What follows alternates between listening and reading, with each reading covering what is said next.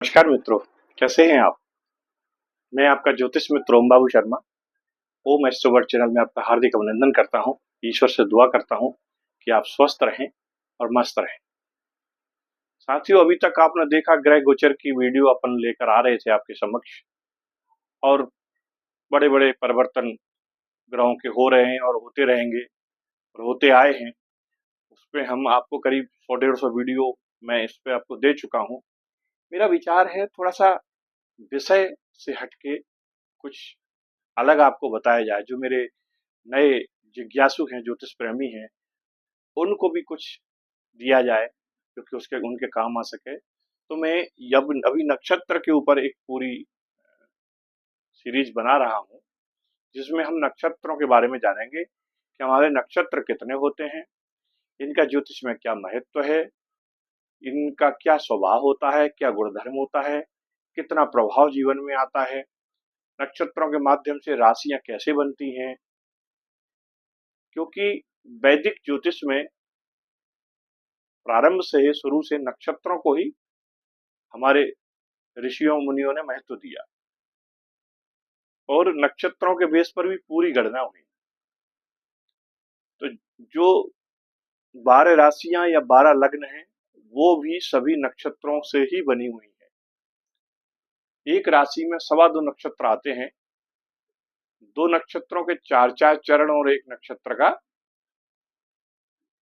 एक चरण, ऐसे 9 चरण आते हैं, तब एक राशि बनती है। 27 नक्षत्र हमारे वैदिक ज्योतिष में कंप्लीट हैं। इन 27 के 4 चरण हैं, प्रत्येक नक्षत्र के 4 चरण हैं। अगर आप इसको मल्टीप्लाई करोगे 4 से, तो देखिए आपके सामने 27 इंटू 4 करके देखते हैं क्या आता है।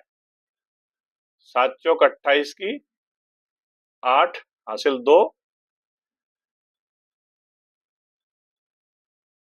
और 4 दूनी 8 और 2 10।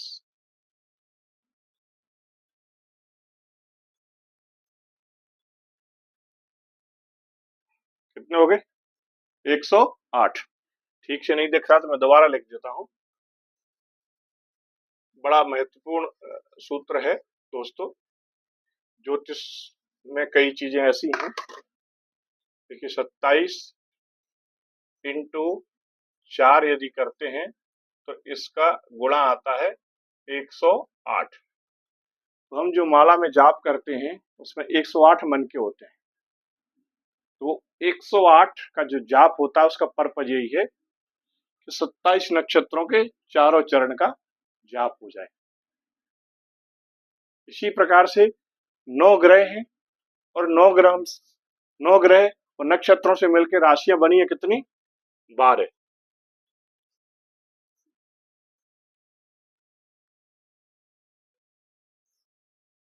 12 राशियां बनी हुई है।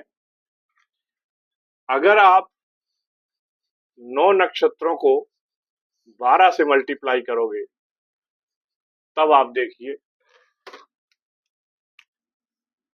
9 ग्रह और 12 राशियां,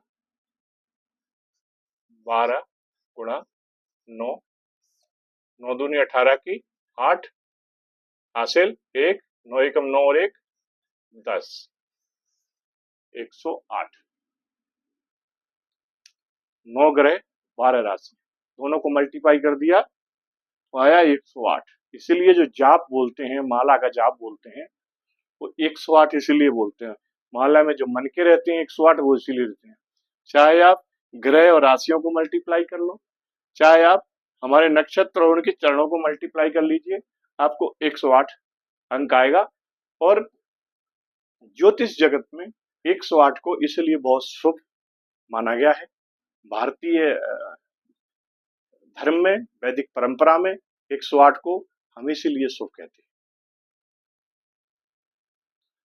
दोस्तों, नक्षत्र जो है ये हमारे आकाश में, अंतरिक्ष में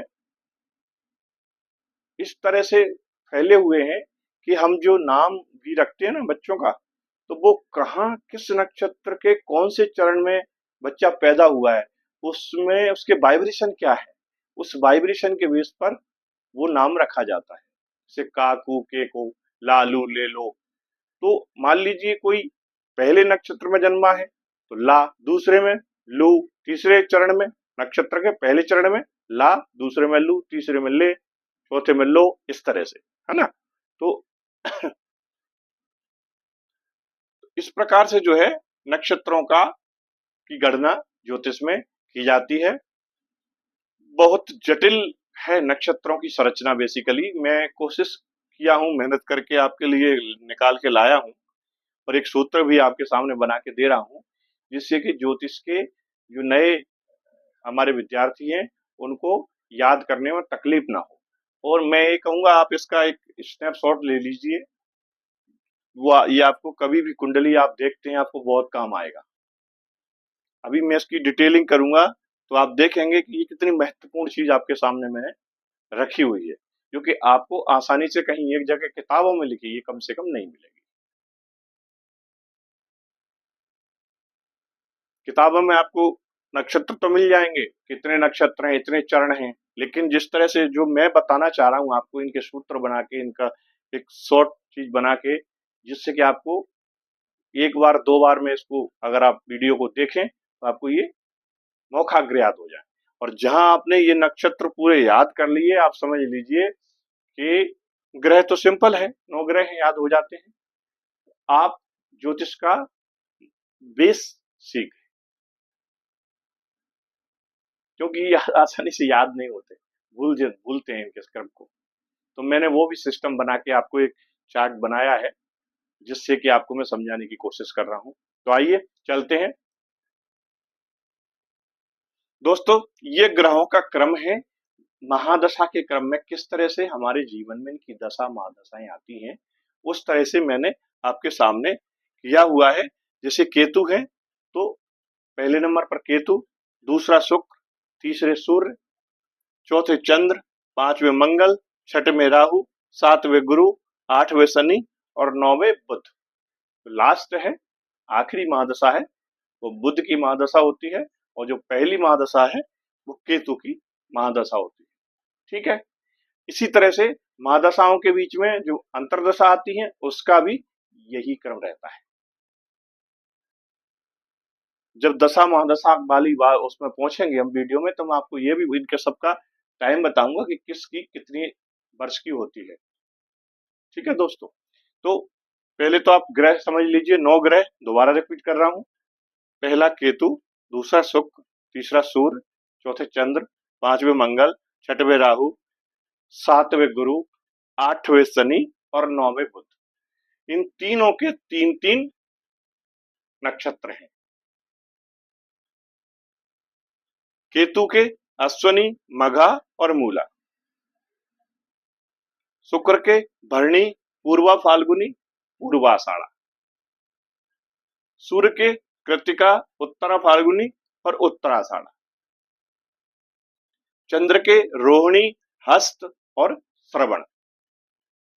मंगल का मृगशिरा, चित्रा और धनिष्ठा।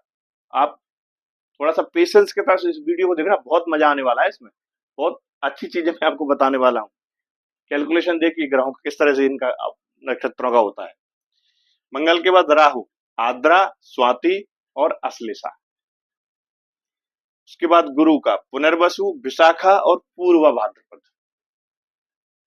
गुरु के बाद महादशा आती है शनि की, तो पुष्य नक्षत्र, अनुराधा नक्षत्र और उत्तरा भाद्रपद, 3 नक्षत्रों में चरण करते हैं, ये अपना विचरण करते हैं। उसके बाद है बुध, आखिरी महादशा, अश्लेषा, ज्येष्ठा और रेवती। तो इस प्रकार से प्रत्येक 9 ग्रह को 3-3 नक्षत्र दिए हुए हैं। इस प्रकार से 9 × 27 नक्षत्र हैं, और 27 नक्षत्रों के 4-4 चरण हैं। इसमें से एक और है जो अभिजीत नक्षत्र है, वो मैं इसमें लिखा नहीं हूं। हम जब मुहूर्त देखते हैं उसमें उनका बड़ा महत्व होता है अभिजीत का, अलग लिख देता हूं यार।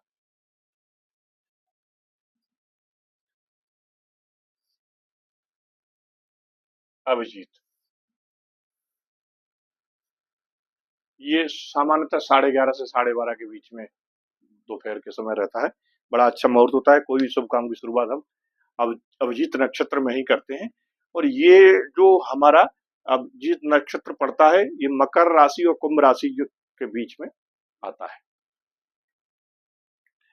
अच्छा, एक चीज क्लियर हो गया, 9 ग्रह हो गए, 9 ग्रहों के 3-3 नक्षत्र हो गए। एक बार और रिपीट कर देता हूं जल्दी से। केतु के अश्विनी मघा मूला, शुक्र के भरणी पूर्व फाल्गुनी पूर्वाषाढ़ा, सूर्य के कृतिका उत्तरा फाल्गुनी उत्तराषाढ़ा, चंद्र के रोहिणी हस्त और श्रवण, उसके बाद मंगल मृगशिरा चित्रा और धनिष्ठा, राहु का आद्रा स्वाति और शतविशा। ओहो सॉरी, इसमें ये कैसे हो गया?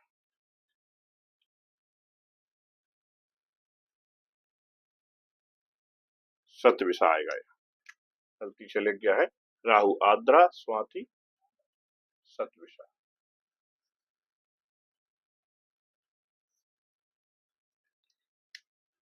अश्लेषा यहाँ आएगा बुध का, वो गलती से लिख गया होगा, इसके लिए क्षमा चाहेंगे। तो राहु आद्रा स्वाति और शतविशा। शतविशा मतलब 100 विषु बाशु, बासु बोलते हैं डॉक्टर को। 100 डॉक्टरों की क्षमता होती है इस नक्षत्र में। यदि कोई व्यक्ति जन्म ले और उसका मंगल मांगलिक उसका मंगल जो है, मंगल ग्रह शतविशा नक्षत्र में यदि बैठ जाए तो इतना बड़ा सर्जन बनेगा दोस्तों, इसके कहने ही क्या है।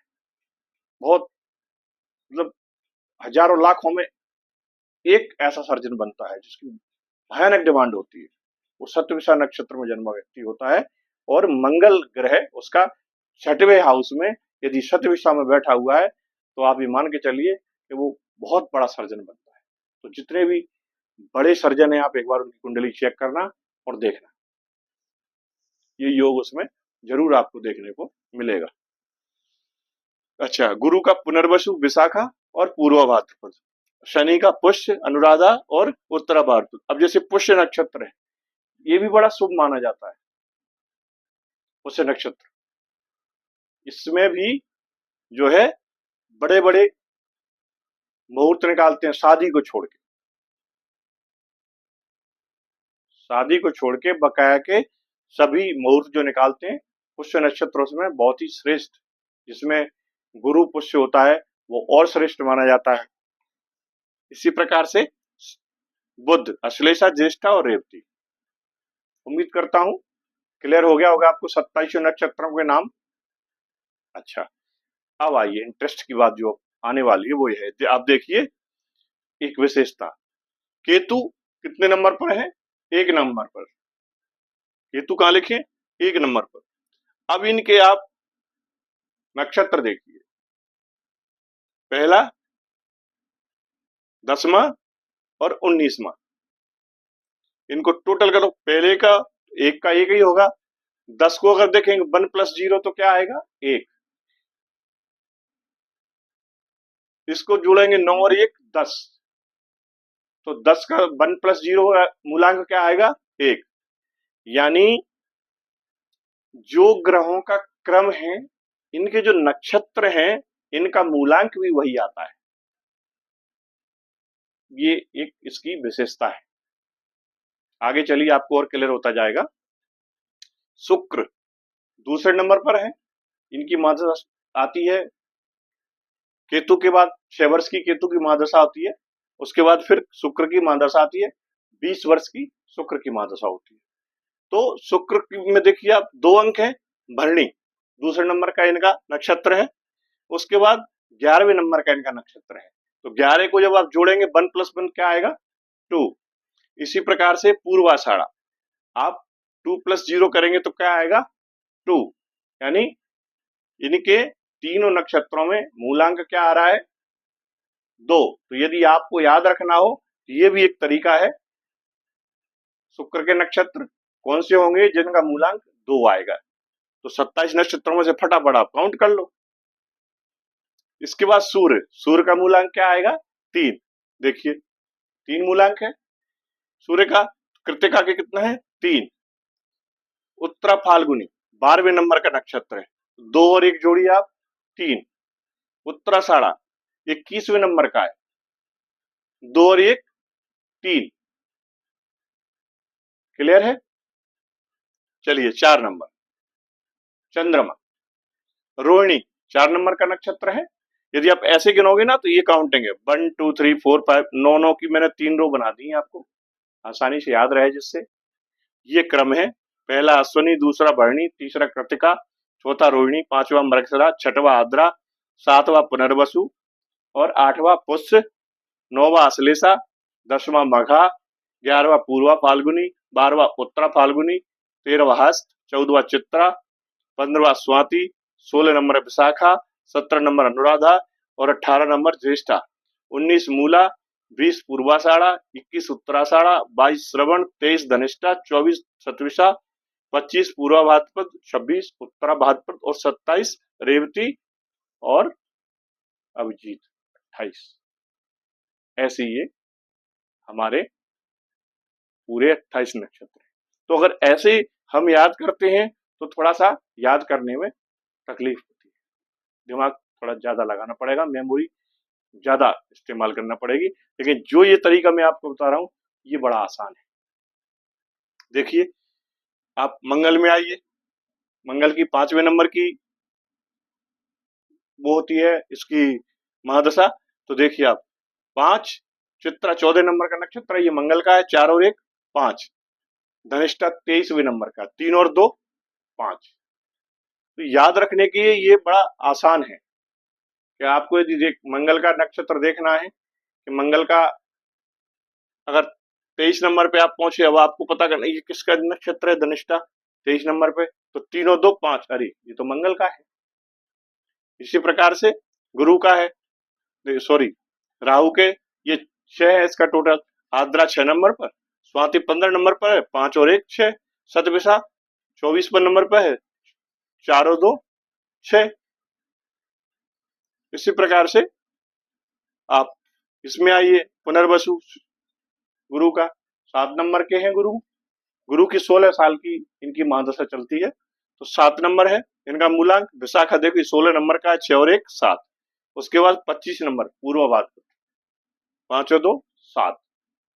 इसी प्रकार से शनि, इनका मूलांक कितना आ रहा है 8। तो जब 8 आप देखेंगे तो अनुराधा 17 नंबर पे 7 और 1 8, उत्तर भाद्रपद 6 और 2 8। लास्ट बुध 9 नंबर, ज्येष्ठ 18 नंबर का,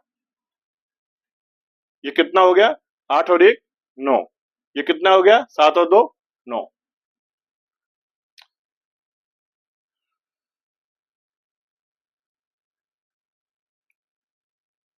अच्छा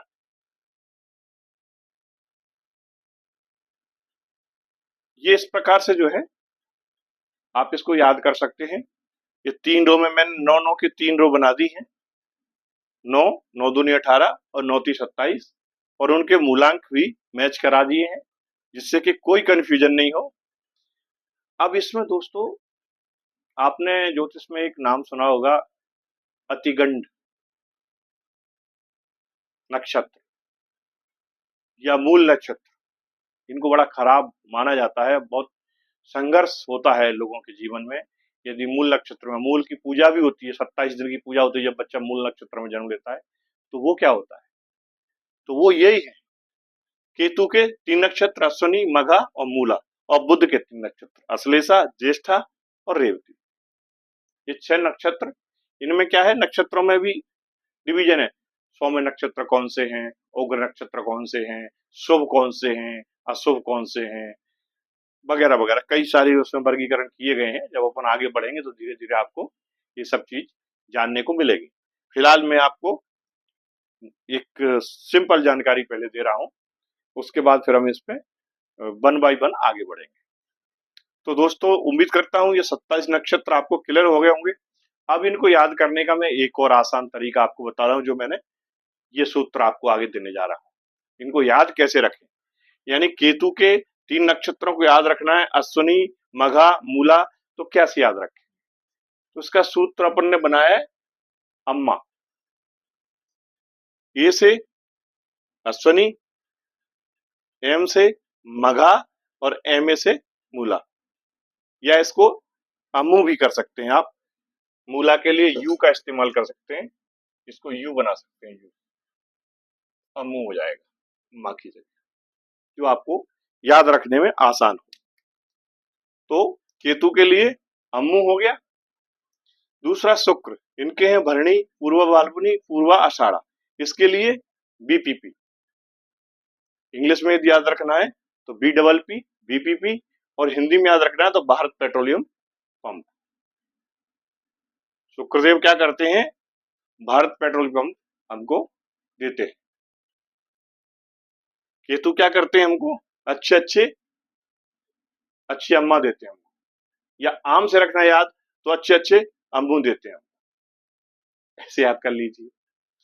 तीसरा सूर्य, सूर्य के क्या है? कृतिका, उत्तरा फाल्गुनी, उत्तराषाढ़ा, तो के डबल यू, कु, इसको हमने कर दिया हिंदी में कुकड़ू, याद रखने के लिए। इसी प्रकार से चौथे चंद्रमा के रोहिणी, हस्त और श्रवण, इसको रहस्य भी कह सकते हैं शॉर्ट याद करने के लिए, या राइट हैंड साइड, RHS, हम लेफ्ट और राइट साइड बोलते हैं ना, तो राइट हैंड साइड चंद्रमा, या रहस्य RHS, उससे भी आप इसको याद रख सकते हैं। इसी प्रकार मंगल की है मृगशिरा, चित्रा और धनिष्ठा, सॉरी, तो इसके लिए हमने इंग्लिश में मैंने बनाया MCD।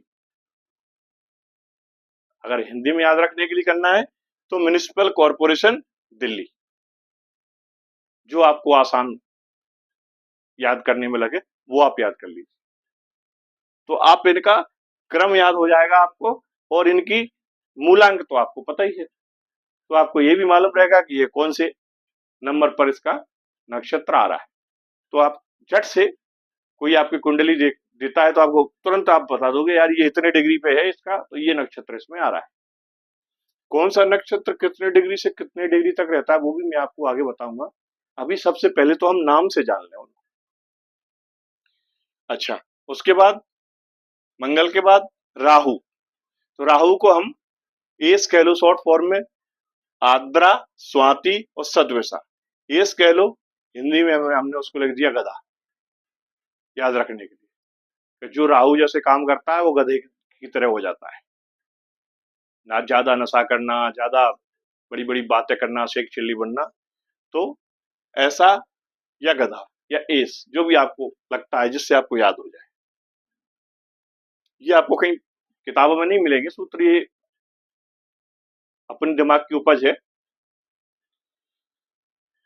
गुरु को हमने पीवीपी, पाइप आते हैं, प्लास्टिक पाइप आते हैं, पीवीसी के नाम से आते हैं, तो हमने इसको कर दिया पीवीपी। पवली वूल पाउडर, ये बच्चों का पाउडर आता है, पवली वूल पाउडर, ऐसे भी आप इसको याद रख सकते हैं। और गुरु संतान को देते हैं, गुरु बच्चों को देने वाले कौन है? गुरु हैं, इसलिए गुरु से जुड़ा हुआ आप तुरंत याद कर सकते हो कि बच्चों का पाउडर मतलब पवली वूल पाउडर। इसी प्रकार से शनि है, तो शनि पुष्य अनुराधा नक्षत्र, इसको कर दिया हमने पाव, सरदारों में बोलते हैं पाव, या हम खाने वाला होता है पाव, तो PAW, पाव, सरदारों में पाव भाई को बोलते शायद। इसी प्रकार से बुध का अश्लेषा, ज्येष्ठा, रेवती, हमने इसको कर दिया अजेर या अजगर, जैसे भी आपको ठीक से याद रखे। तो ये इसके शॉर्ट फॉर्म में है, एक सूत्र बनाया है याद करने के लिए। उम्मीद करता हूं दोस्तों ये जानकारी आपको बहुत लाभदायक है और आपको फायदेमंद रहेगी। अगर ये आपको मेरे द्वारा दिया गया विश्लेषण पसंद आ रहा हो तो इस वीडियो को लाइक करें, सब्सक्राइब करें, शेयर करें और बेल आइकॉन का बटन दबाएं, ऑल वाला, जिससे कि आने वाली सारी वीडियो की नोटिफिकेशन आपको मिल सके। ये नक्षत्र जो सीरीज है, मैं इसमें पूरी सीरीज बनाने जा रहा हूं। यदि आपका प्यार मिलेगा, स्नेह मिलेगा, तो इस पर आगे वीडियो आपको मिलेगी। और नहीं मिलेगा तो फिर हम गोचर तो हमारा चल ही रहा है, गोचर पे तो हम बनाते हैं, वो तो आपको देते ही रहेंगे। तो हम डिमांड के आधार पर ही आप लोगों के लिए वीडियो बनाते हैं। जो आप डिमांड करते हो, जिसको आप ज्यादा लाइक करते हो, जो वीडियो अधिक चलती है, हम उसी विषय पर आगे वीडियो लेकर आते हैं। नमस्कार दोस्तों, उम्मीद करता हूं आपको आज के इस नक्षत्र विज्ञान की सीरीज को पढ़ने में मजा आया होगा। मिलते हैं अगले वीडियो में। जय हिंद।